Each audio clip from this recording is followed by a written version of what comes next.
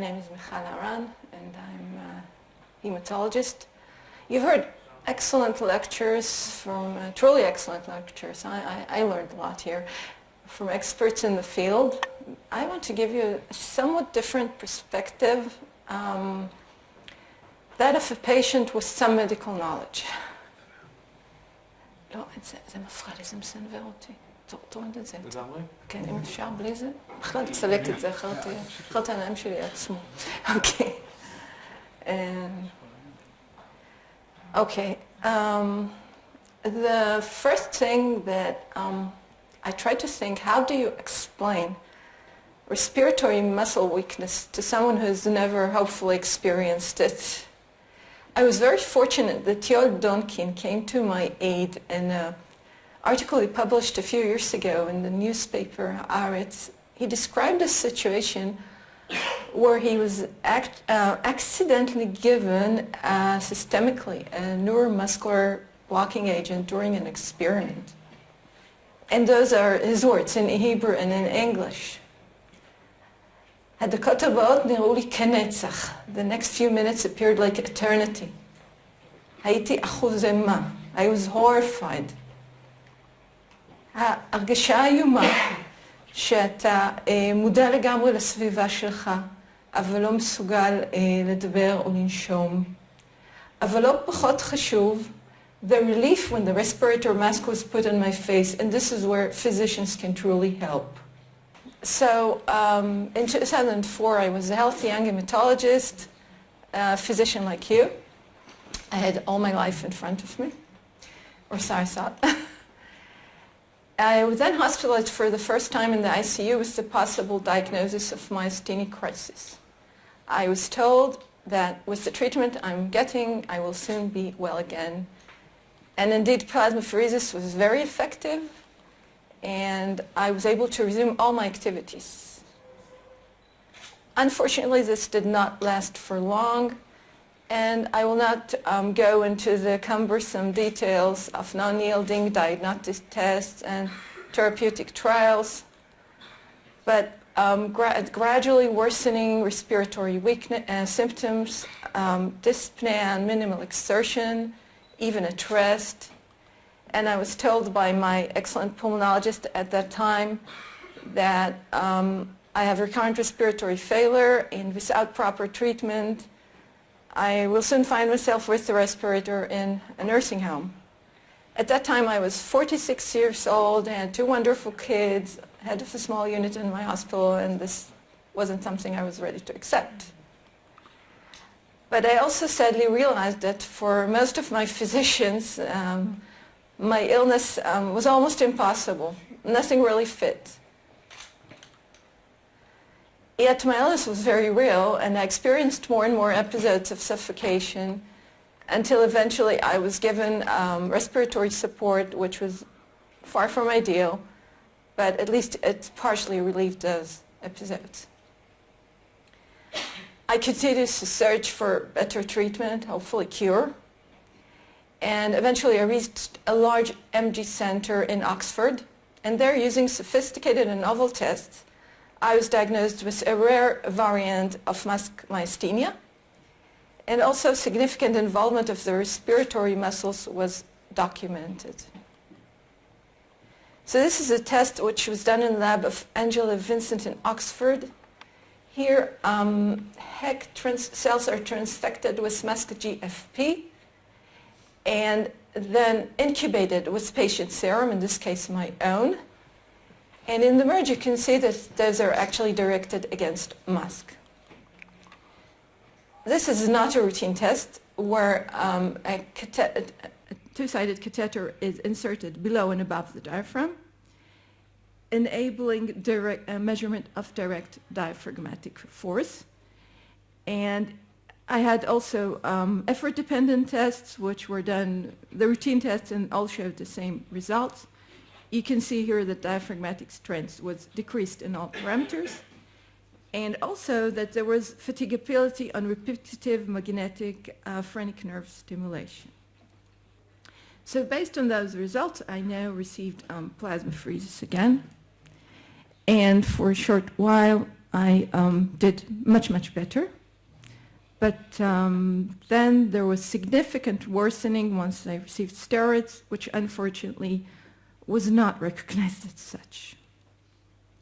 So during this hospitalization, as long as other times, even today, I have changes in my respiratory function.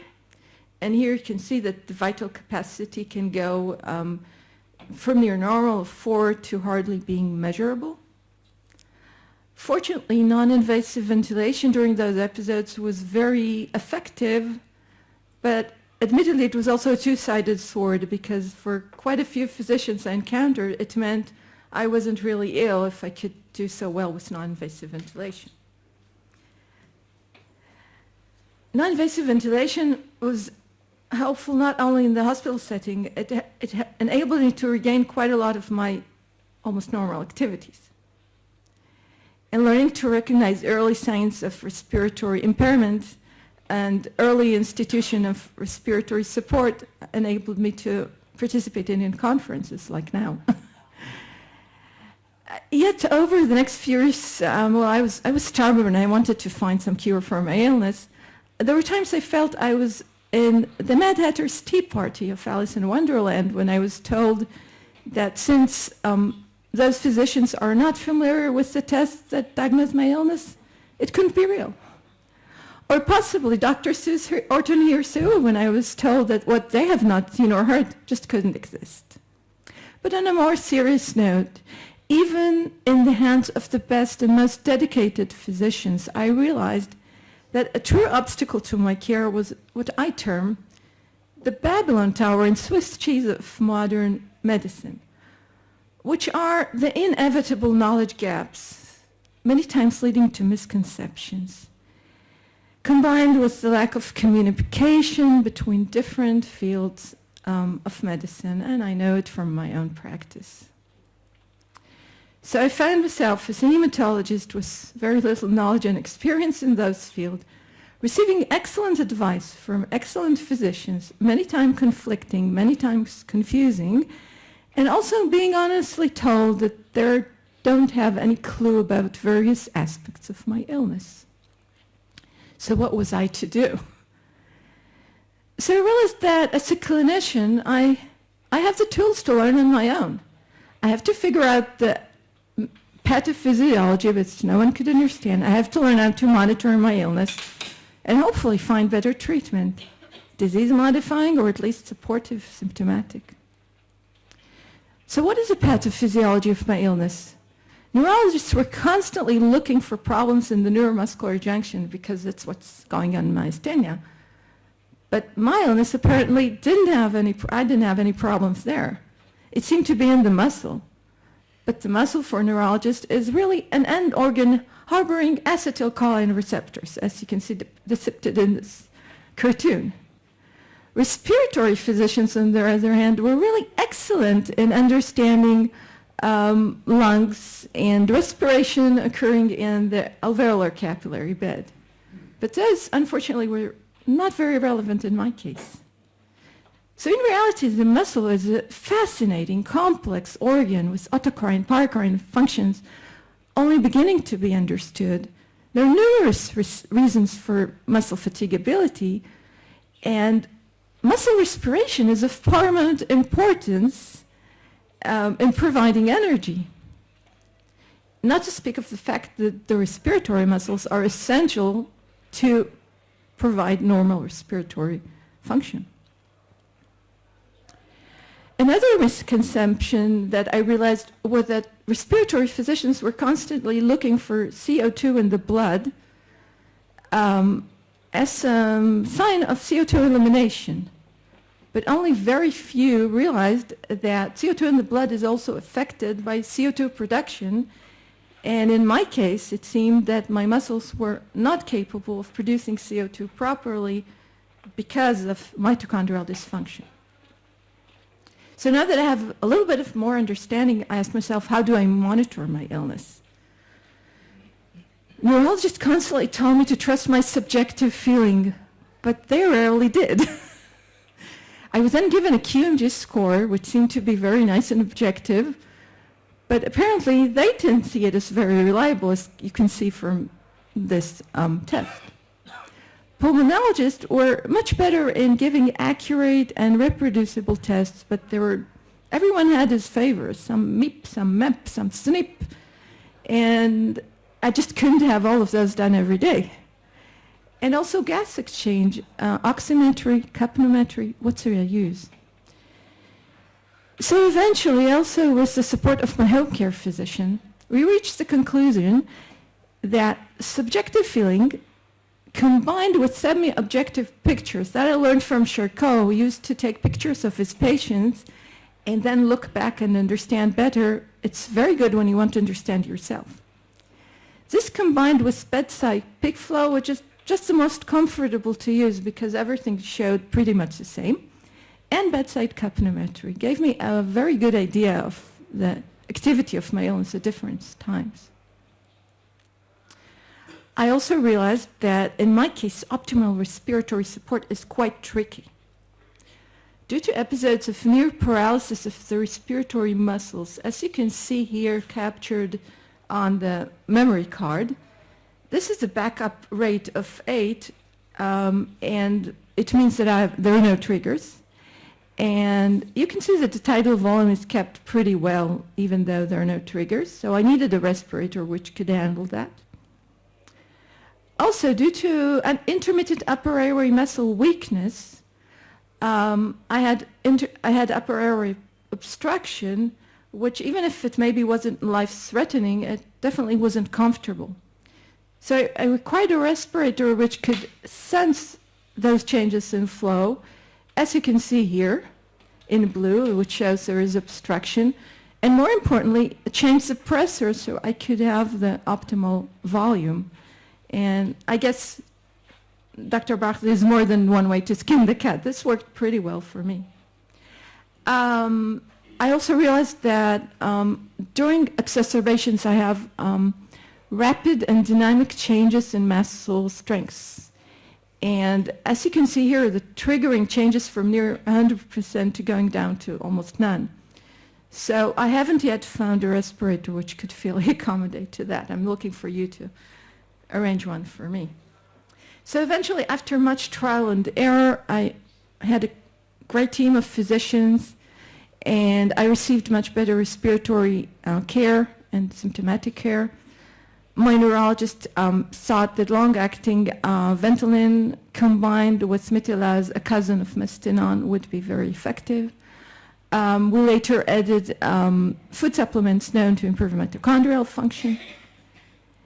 And with that, I could actually go back and swim a little bit. I was an avid swimmer, which is what kept my lungs, I think, pretty good. And present my work in conferences and enjoy my family. But although myasthenia is not supposed to be a progressive illness, doesn't fit the book, and it did become worse. I had more and more crises.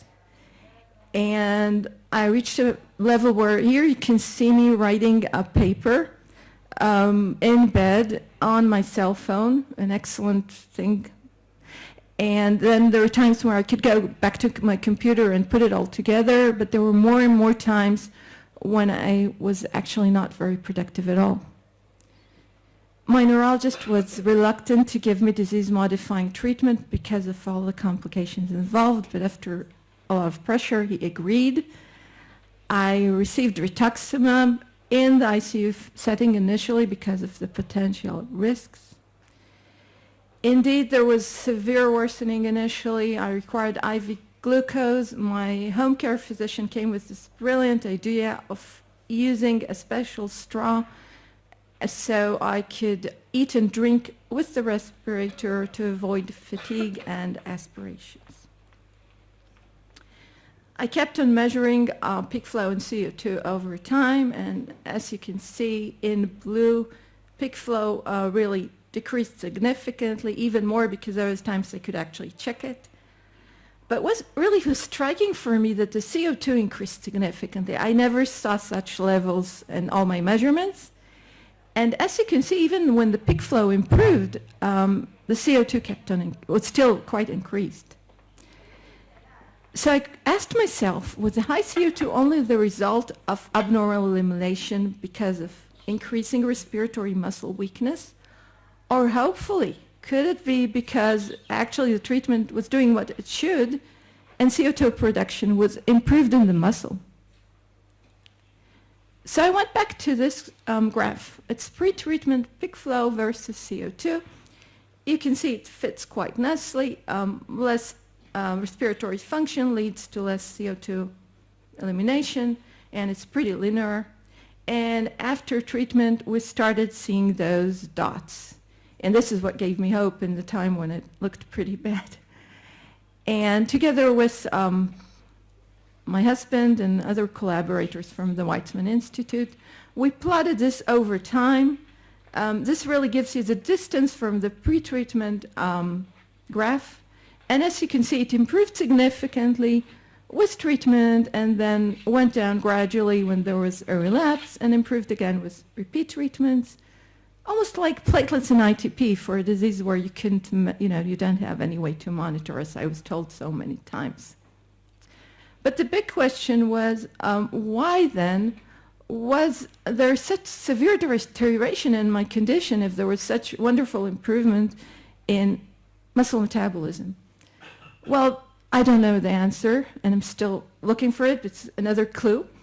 But this may be part of the answer. This is an elegant study done by Anna Punga, where she looked at the expression of mitochondrial energy production related protein, PGC1 alpha. And you can see here that in experimental mask myasthenia, there is a vast increase in this protein, probably compensatory to the mask antibodies, as opposed to the control, okay? But this doesn't happen in the facial muscles or probably the muscles of respiration. So this could create a situation where, like a bear, going out of hibernation, having those extreme metabolic changes, not having the respiratory capacity or nutrition to accommodate for that. So to summarize, this is a peak flow in blue, which I've shown you before, and this is a functional level scale going from being mostly in bed with IV fluids to being able to stand even on one foot for a short period unassisted. And as you can see, initially there was significant worsening and then improvement. And when I realized I needed more treatment, I started asking myself, I'm a hematologist with a lot of experience with monoclonal antibodies. I thought that the rheumatoid arthritis dose that I received initially was way too much, and I won't go into the details why. So I decreased the dose significantly. I changed the protocol. I also knew, it was quite clear, the steroids were causing acute severe myopathy. So those were gradually decreased and omitted. And now I use another protocol, desensitization protocol instead of that. So what have I learned as a physician from all my unusual experience? First, the importance of understanding muscle metabolism, which is many times overlooked in modern medicine. Also, the importance of understanding that rare or even very rare does not mean impossible, and I think we all tend to do these mistakes in our busy clinics. Also, that I learned firsthand that although we tend to think no cure means no treatment, this is very far from being true. And the importance of true Hippocratic patient-tailored care, not only treatment. We tend to think that patient-tailored care means going to the genes, but we really have so much information in the bedside, like you've seen here. This is some of what we've published together with colleagues and collaborators, just to give you a glimpse, try and share what we've learned. Now, last but not least, I want to thank people, and I can't thank everyone because it takes at least an hour. First, my family, friends, colleagues at work, my patients that kept on trusting me, physicians who are ready to combine their experience and knowledge with mine.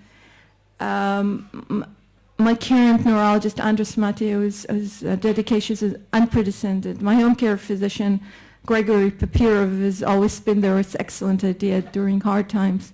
And many, many others for shorter or longer periods. Each one gave me a piece of this puzzle to put together.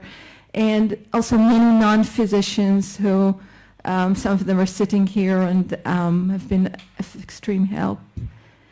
I want, of course, to thank the organizers of this conference, who are Daniel and Lana, who are wonderful friends and excellent physicians.